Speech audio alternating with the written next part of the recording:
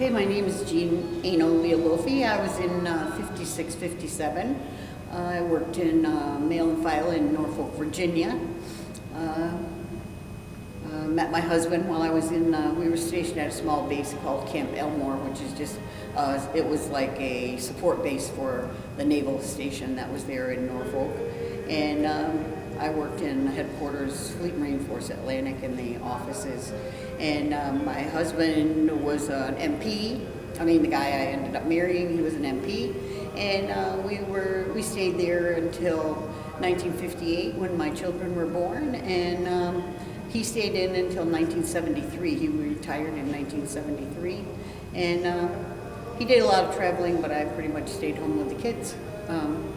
We lived in Norfolk for a while. We lived in Camp Lejeune for a long while, off and on, 2 or 3 tours there. Well, after he would come back from overseas in Vietnam or wherever he'd been.